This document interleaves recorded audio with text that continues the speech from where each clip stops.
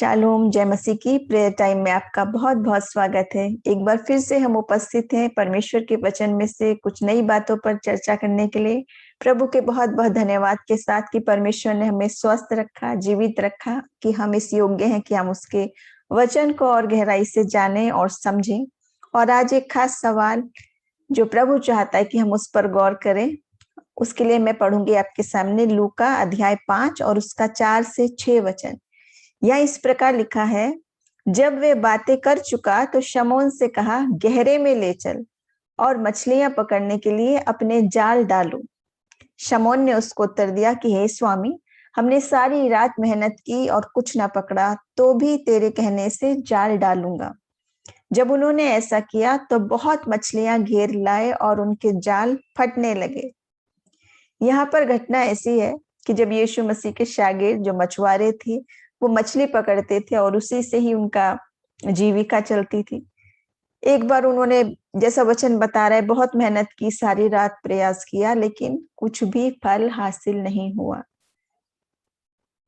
और वो यीशु मसीह ने जब उनसे कहा कि भाई यहाँ जाल डालो, ये करो, तो कहने लगे, अब प्रभु मैं तो सारी रात परिश्रम कर चुका हूँ, लेकिन मैं फिर भी तेरे कहने से फिर से डालूंगा।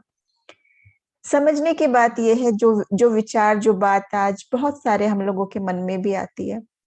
बहुत सारे काम, कई बार बिजनेस में, कई बार किसी और काम में, कोई और उद्देश्य में, हम किसी काम को जब लेके चलते हैं, बहुत मेहनत से, प्रयास से करते हैं और उसमें हमें कई बार सफलता नहीं मिलती। लेकिन यीशु मसीह हमें बता रहा है एक अलग डायरेक्शन में कि अब इसमें डालो। और वो आज्ञाकारी मन के जब मांग रहे हैं, उसकी बात सब कुछ सुन रहे हैं, तो इतना सारा परमेश्वर की ओर से आशीषित तरीके से उसको मिल रहा है। कहने का मायने ये है कि कई बार जब हम प्रभु की आज्ञा नहीं मानते हुए, परमेश्वर की अगुवाई लिए बिना, ऐसा नहीं है कि हम परिश्रम ना करें, वचन ये नहीं कह रहा, वचन कह रहा है हमें बहुत परिश्रम करना है, अपना तन मन धन से। वचन कहता है आपको जो भी काम दिया जाए उसको प्रभु का जान के करो, तन मन से करो, हर एक काम को पूरा सर्वोत्तम करें हम। लेकिन कई बार गलती क्या होती है कि हम प्रभु की डायरेक्शन नहीं मांगते, परमेश्वर का निर्देशन नहीं मांगते, उसकी आत्मा की अगुवाई नहीं मांगते, और पहले हम काम पूरा कर लेते हैं, थक जाते हैं, हार जाते हैं और कहने लगते हैं कि हमने तो सारा इतना प्रयास किया, जैसे इस समय शागिर्द कह रहे हैं, हमने तो सारी रात परिश्रम किया। लेकिन अच्छी बात क्या है, फिर भी ये कहते हैं, लेकिन तेरे कहने से मैं फिर भी डालूंगा। अद्भुत बात है कि नहीं? वो कह सकते थे हम तो प्रोफेशनल हैं, हमें ये मालूम है, हम सब जानते हैं। जैसे आजकल जब कुछ लोगों को कोई विश्वास की बात, कोई आत्मिक बात या प्रभु की अगुवाई की, प्रार्थना की बात बताएं, तो जो प्रैक्टिकल लोग हैं, जो विश्वास नहीं करते, वो कहते हैं, बहुत सारे सवाल जवाब हम अपना बोलने लगते हैं कि मैंने तो सब कुछ करा। जैसे ये कह रहा है, मैं इस प्रोफेशनल का माहिर हूँ, मैं इस बात को जानता हूँ, मैं तुमसे अधिक जानता हूँ, तुम मुझे क्या सिखाने चलोगे, बोलते हैं ऐसे लोग। और फिर क्या होता है कि जहां है वो वहीं के वहीं रहते हैं, क्योंकि वो अपनी बुद्धि समझ से वो कहते हैं मैंने देख लिया, कर लिया, पूरी रात भर मेहनत की और कुछ नहीं मिला। अगर शागिर्द ऐसा कहे होते कि मैंने भी रात भर कर लिया, अब बहुत हो गया, आपको क्या मालूम है, ये तो मेरा काम है, ये तो मेरा प्रोफेशन है, इसका माहिर मैं हूँ, मैं जानता हूँ इसको, और जितनी टेक्निक्स मुझे आती हैं सब कुछ मैंने कर लिया, है ही नहीं वहां मछली, और नहीं जाऊंगा तो उसको कुछ नहीं मिलता। लेकिन यहाँ बात थी आज्ञाकारिता की और विश्वास की, कि तेरे कहने से फिर भी जाऊंगा। जब मसीह को हम काम करने दें, उसको अपने जिंदगी में आने दें, तो देखिए एक नई शुरुआत होती है। और हमारी असफलता का कारण यहाँ पर क्या है कि हमें मेहनत तो करनी, परिश्रम तो करना है, जी जान से हमें करना है, लेकिन वो सही डायरेक्शन में करना है। किस चीज में हमें करना है, कैसे करना है, वो सर्वशक्तिमान प्रभु के हाथ में रहकर जब हम करेंगे, जैसे वचन कहता है, परमेश्वर के सामर्थी बलवंत हाथ के नीचे नम्र बन के रहो, तो वो तुम्हें उचित समय पर बढ़ाएगा। और यहाँ हम देखते हैं, देखिए कि जब यीशु मसीह सीन में आते हैं, जब इस दृश्य में मसीह की एंट्री होती है, तो सारी चीजें ही बदल जाती हैं। सोचें अगर आप और मैं होते उस समय, इतना परिश्रम, रात भर, सोचिए आप, सारी रात मेहनत की। जो खुद मछुआरे हैं उन्होंने सब कुछ कर लिया, लेकिन कुछ नहीं मिला हाथ, और फिर मसीह कह रहे हैं नहीं ऐसे करो वैसे करो, और वो कहते हैं कर लिया है मैंने, सब कुछ ट्राई कर लिया, लेकिन तेरे कहने से प्रभु मैं फिर भी करूंगा। लेकिन इस बार उपस्थिति परमेश्वर की वहां थी, वायदा परमेश्वर का था, निर्देशन परमेश्वर का था। उसने कहा ये कर, तो उसको वो सब मिल गया जो बहुत ही नामुमकिन बात थी, क्योंकि अभी वो सब कुछ चेक कर चुका, सब कुछ परिश्रम कर चुका, नहीं मिला।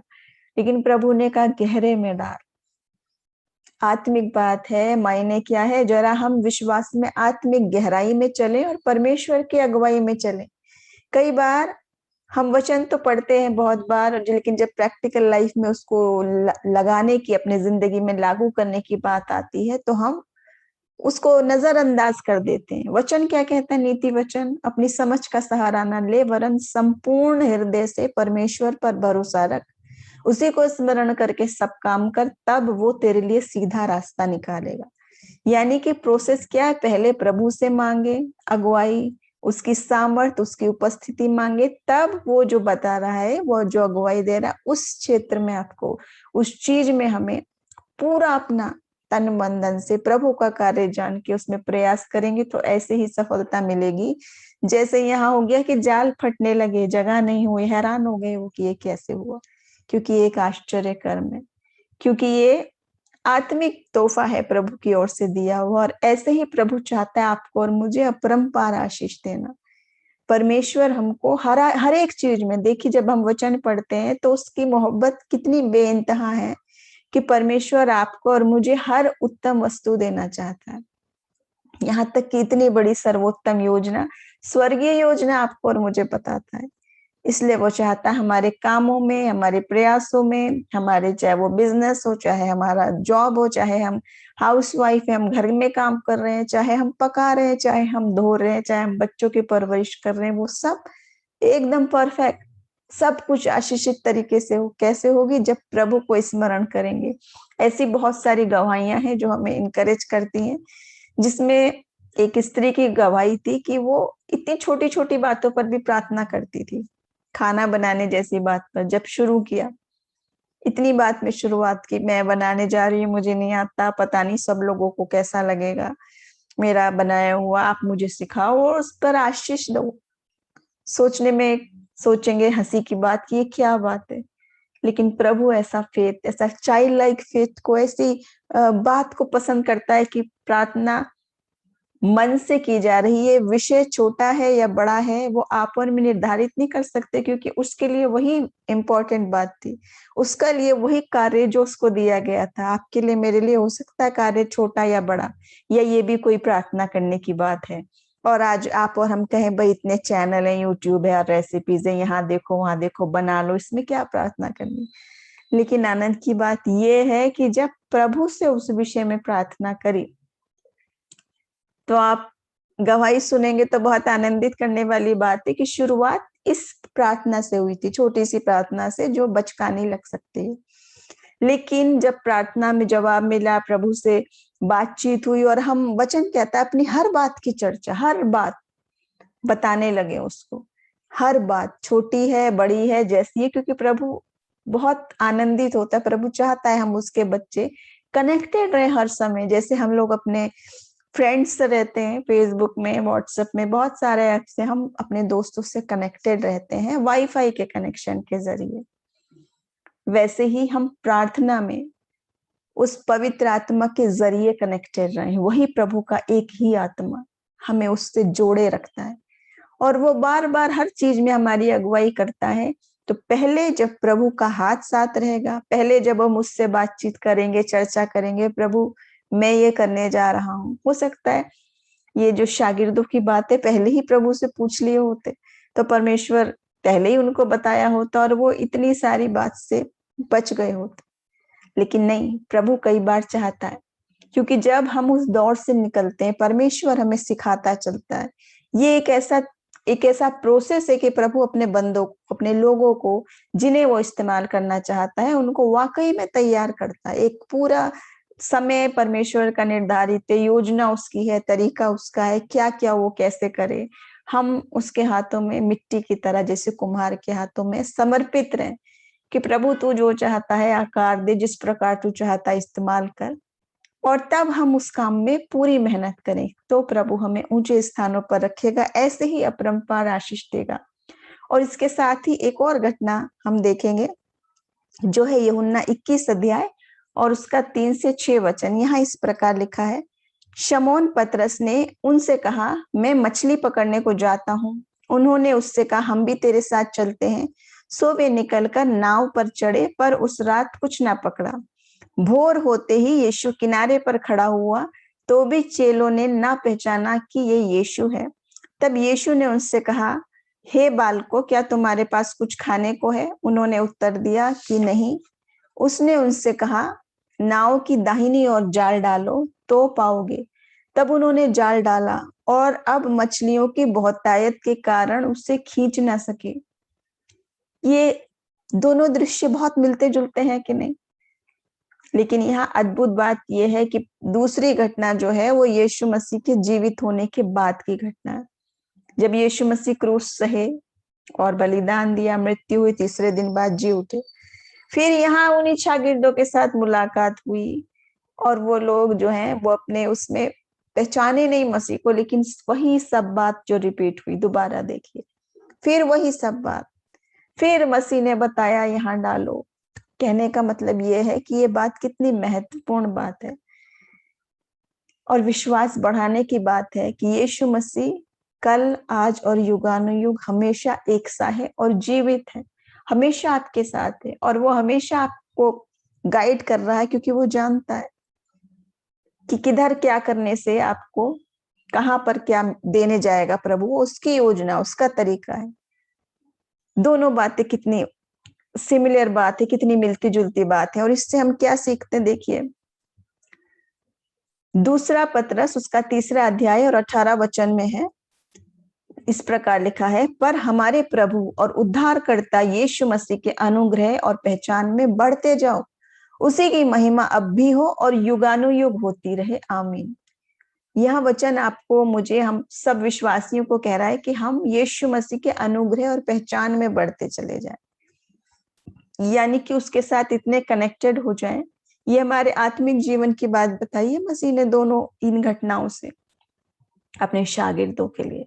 और वचन बताता है कि प्रभु पक्षपात नहीं करता। ये जितनी बातें लिखी हैं बाइबल में वो पवित्र आत्मा की प्रेरणा से लिखी है और हमारे उद्धार के लिए, हमारे सुधार के लिए, ताकि हम उसमें बढ़ते चले जाएं, उसमें एक हो जाएं, बिल्कुल वैसे ही हो जाएं। तो प्रभु आज चाहता है ऐसे ही कि जब हम असफलता में है, कोई भी बात है, चाहे वो आपके रिलेशंस में हो, आपके परिवार की समस्या, आपकी गलतफहमियां, आपकी ऑफिस की बात हो, आपकी बिजनेस की बात हो, आपके घरेलू बातें हो, या आपकी व्यक्तिगत बातें हो, या आपकी सिर्फ इतनी बातें सिर्फ आप ही जानते हैं कि आप किस संघर्ष से गुजर रहे हैं। फिर भी जब मसीह, यीशु मसीह आपके उस जीवन में आएगा, जब आप उससे मुलाकात करोगे, जब आपका आमना सामना होगा, तो सारी स्थितियां बदल जाएंगी। क्योंकि अब तक आप चल रहे थे अपनी मेहनत से, अपने प्रयास से, इंसानी सीमा तक, लेकिन अब उस सर्व सामर्थी प्रभु परमेश्वर का हाथ आपके ऊपर है, जो लोगों को नहीं दिखाई दे रहा। उसको लगता होगा कि ये अकेला आदमी है, ये क्या करेगा। और जब आत्मिक आंखें खुले तो लगता है कि उसके साथ पूरी पूरी पूरी प्रभु की स्वर्ग दूतों की सेना रहती है, दूतों का बाड़ा लगा रहता है। वो उसकी रोशनी में, वो उसके प्रकाशन में महफूज है। वो परमेश्वर के अनुग्रह से जब भरा हुआ आदमी होता है, तो वो ना केवल जहां जहां जाता है उसके कार्य सफल होते, बल्कि वो जिन जिन लोगों के संपर्क में रहता है वहां भी आशीष का कारण बनता है। वचन बताता है कि ऐसे लोग जहां जहां जाते हैं और जिस जिस कार्य में जुड़ते हैं, वो सब जगह आशीषित होती रहती है, क्योंकि वो प्रभु का गाइडेंस, उसका अनुग्रह उसके साथ है। वो आज्ञाकारी है, वो उस आवाज को सुनता है और उसके अनुसार चलता है। तब ये सारी ब्लेसिंग मिलती है कि ऐसा जाल भर गया। एक सिंबल है, एक चिन्ह से बता रखी बात है, मिसाल के तौर पे, कि जैसे उसका जाल फटने लगा, समाई नहीं जा सकती थी, इतनी मछलियां आ गई। मछुआरे के पास इतनी मछलियां हो, कितनी बड़ी आशीष उसके लिए है। ऐसे ही प्रभु चाहता है आज आप जिस चीज के लिए भी आत्मिक आशीष हो, चाहे वो दुनियावी बातें हो, चाहे जो भी परेशानियां, और आप सोच रहे मैं तो मांग रहा हूँ, मांग रहा हूँ, मांग रहा हूँ, कब ये पूरा होगा, कैसे होगा, सब कुछ कर लो आप। देखिए, इंसान जब करता है अपनी बुद्धि से, समझ से, पैसे से, ताकत से, सुंदरता से, अपनी युक्तियों से, तरह-तरह की युक्तियाँ लगाता है, तरह-तरह के वो अपने साथ लोगों को जोड़ लेता है और हर कुछ करता है वो अपनी चीज़ों, लेकिन नहीं असफल होती। वो सोचता है मैंने सब कुछ करा, क्यों नहीं? क्योंकि कई बार आप जो कर रहे हो वो परमेश्वर के भाने वाली बात नहीं है, आप अलग डायरेक्शन में चल रहे हो और प्रभु आपको कह रहा है दूसरी चीज़ में कि गहरे में चलो, मुझसे पूछ के चलो, जो मैं बताऊँ मार्ग। देखिए बहुत सिमिलर बात है, वचन भी बताता है कि यीशु मसीह ने क्या कहा, मैं तुम्हें पवित्र आत्मा एक सहायक देके जाता हूँ, जो तुम्हारे साथ रहेगा, जो तुम्हारे कान में स्वर बताएगा मार्ग यही है, इस पर चलो। कौन है वो? सत्य का आत्मा, प्रभु का पवित्र आत्मा, सत्य का आत्मा, बताने वाला, जो चाहता है अच्छी राह पे चलें, सब कुछ अच्छा करें। और उसके बाद देखिए एक और वचन है, कुलस्सियों पहला अध्याय और 29 वचन, यहाँ इस प्रकार लिखा है, और इसी के लिए मैं उसकी उस शक्ति के अनुसार जो मुझ में सामर्थ्य के साथ प्रभाव डालती है, तन मन लगाकर परिश्रम भी करता हूँ। तन मन लगा के परिश्रम भी करता हूँ, उस शक्ति के अनुसार जो मुझ में सामर्थ्य देती है। वचन आपको मुझे क्या बता रहा है कि वो प्रभु की आत्मा सामर्थ्य देती है, शक्ति सब उसकी है, सामर्थ्य सब उसकी है। और जब हम उंगली पकड़ के प्रभु के चल दिए और परमेश्वर कह रहा है, जैसे उसको आज्ञा दी, सब कुछ साफ साफ बताया कि नहीं? देख लीजिए दोनों जगहों में, कहाँ बताया, उस दिशा में जा, इस दाहिनी ओर जा, गहरे में जा, या जो कुछ भी बताया, क्योंकि मसीह को वो सब कुछ दिखाई दे रहा है, मसीह वो सब जानते हैं जो आप और मैं नहीं देख सकते, क्योंकि हम इंसान हैं, हमारी आत्मिक आंखें आत्मिक कान नहीं है। लेकिन जब प्रभु की आत्मा को आप सुनेंगे, जिसका वायदा किया हुआ है, कोई बाइबल से अलग हट के बात नहीं है, ये वचन बता रहा है, यीशु मसीह का प्रॉमिस है ये, कि वो अपना सत्य का आत्मा देके जाएगा। अगर हमने वो ग्रहण नहीं किया प्रभु का आत्मा, तो बहुत ही एक वो है दुखद बात कि आपके पास वो स्वर्गीय गिफ्ट है, मगर वो बंद है, खोला नहीं, अनओपन गिफ्ट है, वो बंद रखा हुआ है, उसको खोला नहीं और देखा नहीं, जाना नहीं, परखा नहीं, बस जान लिया कि मसीह ने मुझे एक तोहफा दिया और बंद करके रख दिया। तो क्या होगा? ऐसे ही प्रभु का विश्वासी जो है, वो वचन पढ़ते हैं, वो प्रार्थना करते हैं, वो गीत गाते हैं, वो सब कुछ करते हैं, लेकिन अगर प्रभु की आत्मा से भरपूर नहीं है, उस अभिषेक की बात, जो अनॉइंटिंग की बात जो वचन कह रहा है, अगर वो अभिषेक ही नहीं है, प्रभु का आत्मा ही नहीं है, तो वो मुर्दा विश्वासी है। फिर सब कुछ है पर आत्मा नहीं है। जैसे शरीर में सब कुछ अंग है, सुंदरता है, शक्ति है, बल है, सारे हाथ पैर आंख नाक मुंह सब है, लेकिन आत्मा नहीं है तो मुर्दा है ना, कुछ नहीं कर सकता। और जब आत्मा होगी तो वही आंख, वही कान, वही मुंह, सब कुछ बोलेंगे, करेंगे, सुचारू चलेंगे, क्योंकि वो अब जीवित है। यही फर्क है विश्वासी और नाम मात्र के विश्वासी में। तो आज प्रभु चाहता है कि हम उसके विश्वास में आगे बढ़े, उसकी बात को सुने। और हम कहते रहेंगे मैं तो इतने समय से ये सब कुछ करता हूँ, मैंने प्रभु, यानी अपने कार्यों की हम अगर लेखा जोखा बनाने लगे कि मैं हफ्ते में कितने दिन चर्च जाता हूँ, कितना मैं दान देता हूँ, दशवांश देता हूँ, क्या क्या मैं करता हूँ, मतलब अपना अपना अगर हम गिने, तो वचन तो बता रहा है ये तो सब परमेश्वर के कार्य हैं। परमेश्वर आपको खुद दे चुका है, आप अपने कार्यों से धर्मी नहीं है, प्रभु के फजल से हैं, उसकी दया से, और उससे सारे तोहफे आपको दिए हैं और आप ये सब कुछ करते हैं। अच्छी बात है, प्रभु में हम परिश्रम करते हैं। वचन कहता है परमेश्वर में हमारा परिश्रम व्यर्थ नहीं जाता, जो कुछ करते हैं वो बहुत अच्छा करते हैं। लेकिन वो सब कुछ करने के बावजूद अगर अभिषेक नहीं है, अगर प्रभु का आत्मा नहीं है, अगर आपको सुनाई नहीं दे रहा, अगर आपको समझ में नहीं आ रहा कि परमेश्वर क्या चाहता है, वचन हमसे आमने सामने बात कर रहा है, परमेश्वर अपने वचन, जीवित वचन है, उससे पढ़े, समझे, उसको जाने, भ्रमित ना हो। और वचन हमें बता रहा है कि हम उसकी पहचान में जब बढ़ते चले जाएं और परिश्रम भी करें उसी दिशा में जो वचन हमें बता रहा है। देखिए एक और बात हम देखेंगे अब, जो है हीलिंग से जुड़ी हुई बात, परमेश्वर से चंगाई से जुड़ी हुई बात, भले वो शारीरिक बात हो, भले ही वो आत्मिक बात है। इसका एक उदाहरण है मरकुस 5 अध्याय और 24 से 34 वचन में इस प्रकार लिखा है, तब वो उसके साथ चला और बड़ी भीड़ उसके पीछे हो ली, यहाँ तक कि लोग उस पर गिरे पड़ते थे। और एक स्त्री जिसको 12 वर्ष से लहू बहने का रोग था, जिसने बहुत वैद्यों से बहुत दुख उठाया और अपना सारा माल व्यय करने पर भी कुछ लाभ न उठाया था, पर और भी रोगी हो गई थी। यीशु की चर्चा सुनकर भीड़ में उसके पीछे से आई और उसके वस्त्र को छू लिया, क्योंकि वो कहती थी, यदि मैं उसके वस्त्र को ही छू लूं तो चंगी हो जाऊंगी। और तुरंत उसका लहू बहना बंद हो गया और उसने अपनी देह में जान लिया कि मैं बीमारी से अच्छी हो गई। यीशु ने तुरंत अपने में जान लिया कि मुझ में से सामर्थ निकली है और भीड़ में पीछे फिरकर पूछा, मेरा वस्त्र किसने छुआ? उसके चेलों ने उससे कहा, तू देखता है कि भीड़ तुझ पर गिरी पड़ती है और तू कहता है कि किसने मुझे छुआ?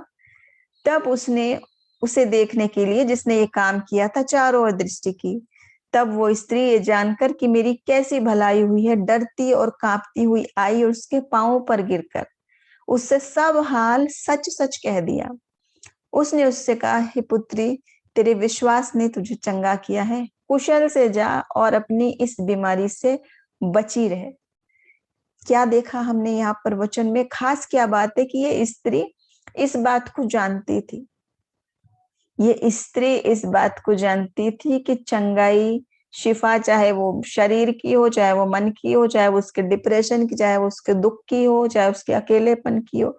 देख ही लीजिए आप, जो इतने वर्षों से बीमारी में हो और चंगी नहीं हो रही और पैसा भी उसने सब बहा दिया, उसकी क्या स्थिति होगी। लेकिन वो ये बात को जानती थी, उसकी मसीह की उपस्थिति में आनंद है, मसीह की उपस्थिति में चंगाई है, मसीह की उपस्थिति में शांति है। और उसने सोचा, कैसे भी जाके बस इतना ही कर लूं कि वस्त्र का छोर ही छू लूं। उसने इस बात को जान लिया था कि मसीह की निकटता में, यीशु मसीह में ही चंगाई है। देखिए, जैसे हम एक और घटना देखते हैं, प्रेरितों के काम और उसका 9वां अध्याय और 34 वचन। यहाँ पर ऐसी घटना है जहां पतरस ने जो है, वो एक व्यक्ति को, जो बीमार था, जो लकवाग्रस्त था, अनेयास, उसके पास गया वो पतरस, और उसने उसको चंगाई देते हुए क्या कहा? अनेयास, यीशु मसीह तुझे चंगा करते हैं, यीशु मसीह तुझे चंगाई देते हैं। जबकि उस समय वहां पर यीशु मसीह नहीं थे, पतरस ही था। लेकिन वो यीशु मसीह चंगा करते हैं कहने का मतलब ये था कि वो चंगाई यीशु मसीह की है, उसकी ओर से आ रही, मनुष्य की ओर से नहीं आ सकती। वो भले ही प्रभु के अभिषेक दास हैं, हम सब हैं, एक दूसरे के लिए हम लोग प्रार्थना करते हैं, विश्वासी लोग, तो प्रभु सुनता है, कार्य करता है, लेकिन आती कहाँ से है? सिर्फ मसीह से।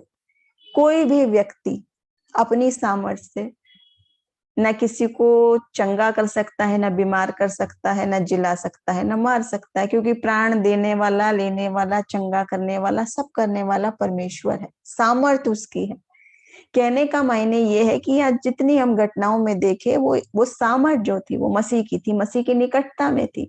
इसीलिए यहाँ पर ये पतरस ये कहना चाह रहा है, और वो वचन हमें जब बताता है तो बहुत सारी बातें हैं जिनसे हमें जानते हैं हम कि कैसे प्रभु शिफा देता था, कैसे चंगा करता था। लेकिन उसका मायने ये नहीं है कि हम उसको सिर्फ मुंह से रटते रहें, कि बार बार हम सोचते रहें, वही बातें हम बोलते रहेंगे, लिखते रहेंगे, रटते रहेंगे तो कमाल हो जाएगा, चमत्कार हो जाएगा। अवश्य है कि वो सब वचन मसीह के हाँ और आमीन में है आपके और मेरे लिए। अवश्य है कि हम उनको क्लेम करें, दावा करें और प्रार्थनाओं में उनको बोलें, लेकिन वो सिर्फ जुबान से, होठों से बोलने वाली बात नहीं है, आत्मा से ग्रहण करने वाली बात है। जब आप आत्मा से पाओगे, और उतनी निकटता मसीह से, उतनी निकटता कि हम यीशु मसीह को जान के, वो जानता था पतरस, इसलिए उसने कहा कि तभी इतना बड़ा काम हुआ कि नहीं। पतरस तो मछुआरा था, एक साधारण व्यक्ति था, जिसके लिए वचन कहता है कि वो साधारण लोग थे। देखिए, पतरस और यूहन्ना के विषय में लिखा है कि वो सिंपल और अनस्कूल्ड पर्सन थे, साधारण लोग थे, ज्यादा शिक्षित नहीं लोग थे। फिर वो चमत्कार कैसे करते थे?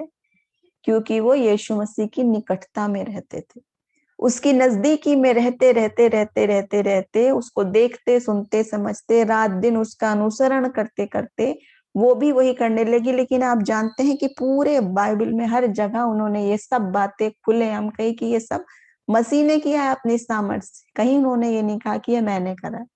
क्योंकि वो शागिर्द थे, वो सच जानते थे। आज भी वचन हमें सच बता रहा है कि ये सारी आशीष, ये सारे बातें, ये सारी चंगाई, ये सब कुछ सिर्फ और सिर्फ मसीह की निकटता में है।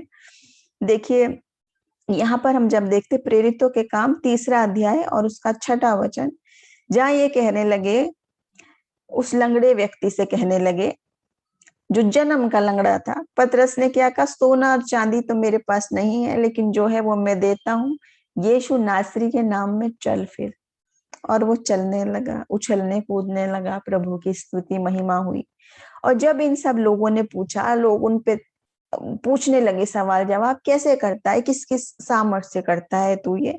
देखिए, तो पतरस ने सब कुछ कहा कि मैं इस ईसा मसीह के नाम से करता हूँ, उसी मसीह को जिसे तुमने क्रूस पे चढ़ाया और जो मुर्दों में से जी उठा, उसी की सामर्थ्य से करता हूँ। और आखिरी तक यही यही बात का वचन बताता है हमें कि वो आखिरी तक इसी बात की गवाही देता रहा, क्योंकि ये सत्य बात है। आज भी परमेश्वर का वचन हमें बताता है कि हम एक दूसरे के लिए प्रार्थना करें, और मगर सामर्थ प्रभु की है और चंगाई देने वाला प्रभु है। याकूब 5 अध्याय उसके 14 से 15 वचन में इस प्रकार लिखा है कि यदि कोई आप में से बीमार है तो वो अभिषिक्त लोगों को, बड़े लोगों को, चर्च के एल्डर्स को बुलाए, हाथ रखे, प्रार्थना करें। ये बात का वर्णन किया गया है। और लेकिन आखिरी में बस शब्द है, तो तब परमेश्वर उन्हें उनके रोग के बिस्तर से उठा के खड़ा करेगा। कौन करेगा? परमेश्वर। वचन साफ साफ बता रहा है। व्यक्ति सिर्फ हाथ रखेंगे, दुआ करेंगे, अभिषिक्त व्यक्ति, लेकिन उठा के खड़ा परमेश्वर करेगा। इसलिए प्रभु आज चाहता है कि हम उसकी निकटता में बढ़े। ऐसे ही एक और वचन में पढ़ूंगी, मत्ती 17 उसके 14 से 17 वचन में इस प्रकार का वर्णन है कि जब एक व्यक्ति आया अपने बेटे के लिए प्रार्थना कराने के लिए, और वो रो रहा था, घुटनों पे आ रहा था, मेरे पुत्र पर दया कर, कि उसको किस प्रकार से दुष्ट आत्मा सताता था, और वो कभी आग में, कभी झील में गिरता था, झाग आ जाते थे मुंह में। तो यीशु मसीह ने उसको डांटा, शैतान को, और वो तुरंत उसी घड़ी ठीक हो गया। लेकिन यहाँ पर एक वर्णन है कि ये जो यीशु मसीह के शागिर्द थे, मनुष्य जो थे, वो नहीं कर पाए थे। तब उसने उनसे कहा कि ये जो मैं आपके मसीह ने उनसे कहा कि तुम उन शागिर्दों से कि क्यों नहीं कर पाए, मेरे पास लाओ। देखिए, उस लड़के को मेरे पास लाओ उसने कहा।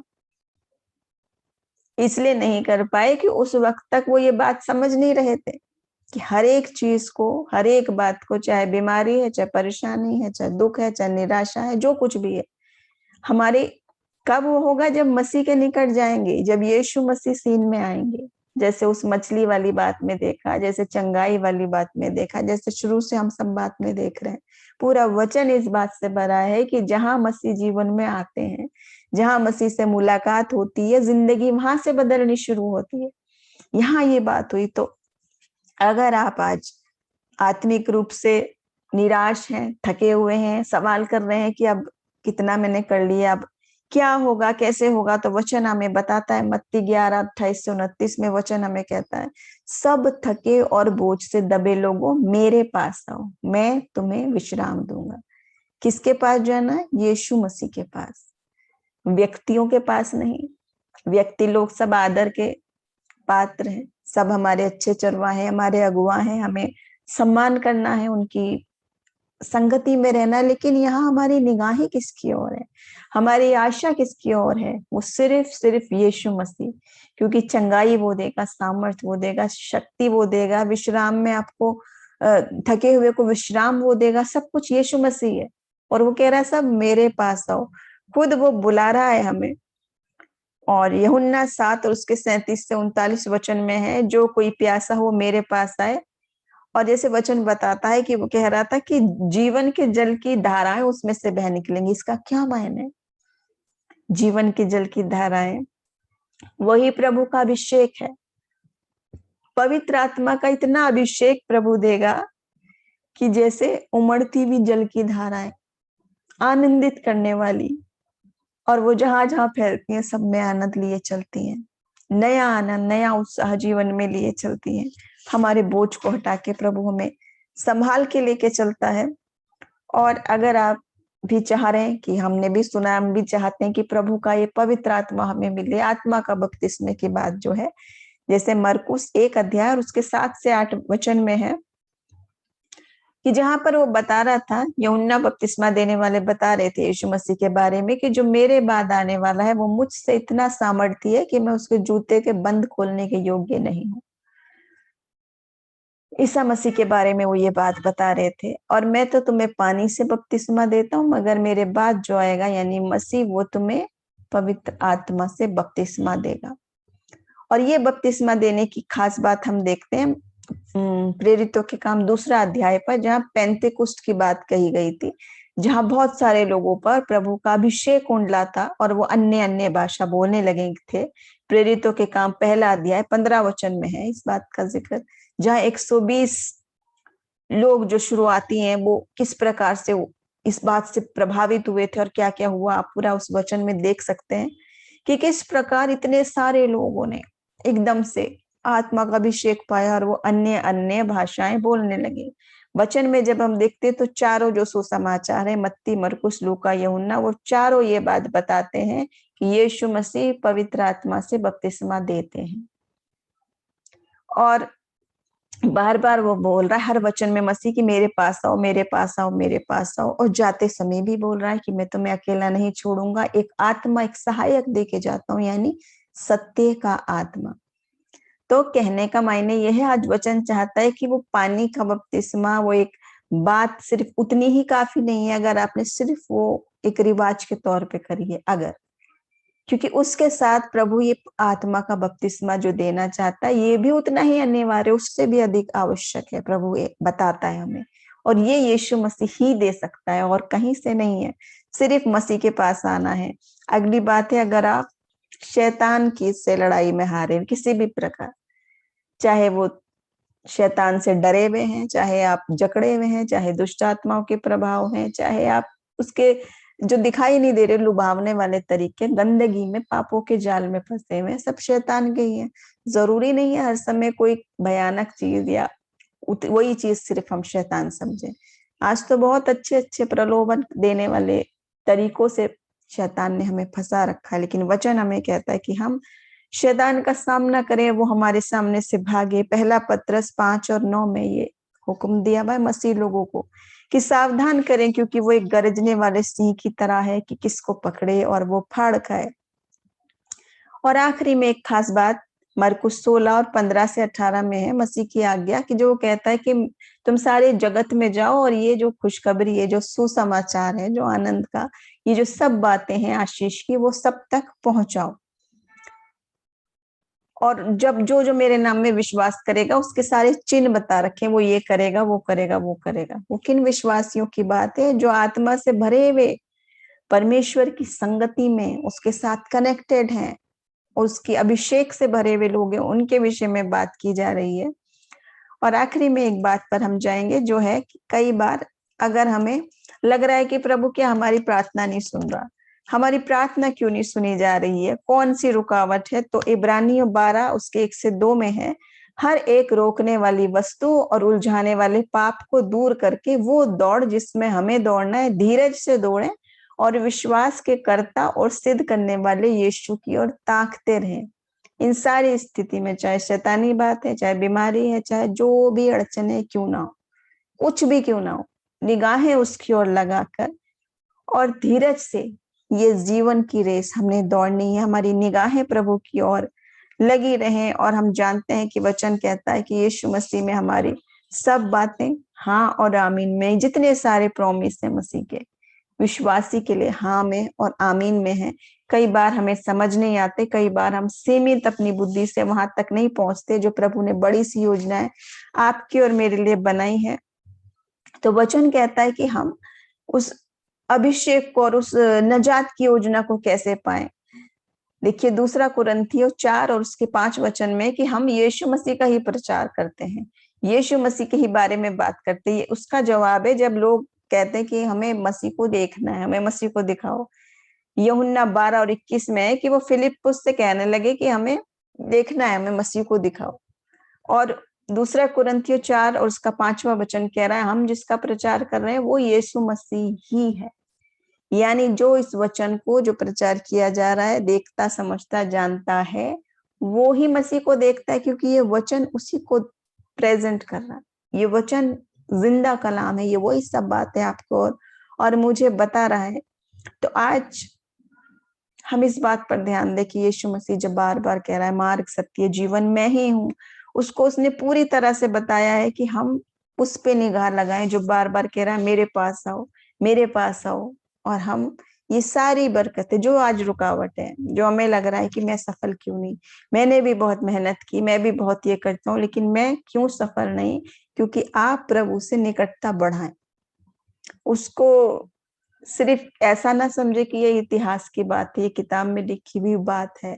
यीशु मसीह थे तो ये करते थे, क्योंकि यीशु मसीह ये थे और करते थे ना, यीशु मसीह हैं और करते हैं और हमेशा करते रहे, क्योंकि उनकी मोहब्बत बेइंतहा है, पूरी मानव जाति से है, मुफ्त में है। ये सारे तोहफे, ये सारी निजात की योजना भी सबके लिए है।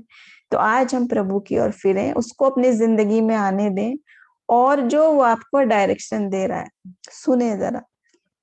जाल कहाँ डालो, किस दिशा में डालो, क्या करो, जैसे मछुआरों को बताया, ऐसे ही प्रभु आपको मुझे भी बताता है। जो आत्मिक लोग नहीं है वो उसकी हंसी मजाक बना सकते हैं, वो सोच सकते हैं ये क्या है, लेकिन जिसने चख लिया, जिसने जान लिया, वो जानता है कि प्रभु यीशु मसीह के वचन हाँ और आमीन में और सत्य ही होते हैं, उसमें हेर फेर नहीं हो सकती।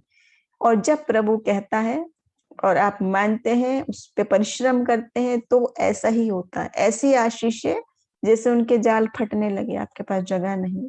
वही आत्मिक आशीष है, वही आत्मिक तोहफे आज ग्रहण करें यीशु मसीह के नाम में। हम उसमें बढ़ते चले जाएं, हमारे साथ बने रहें। आज का वचन हम सबको आशीष दे, और अगली बार फिर हम मिलेंगे एक नए विषय के साथ प्रेयर टाइम में।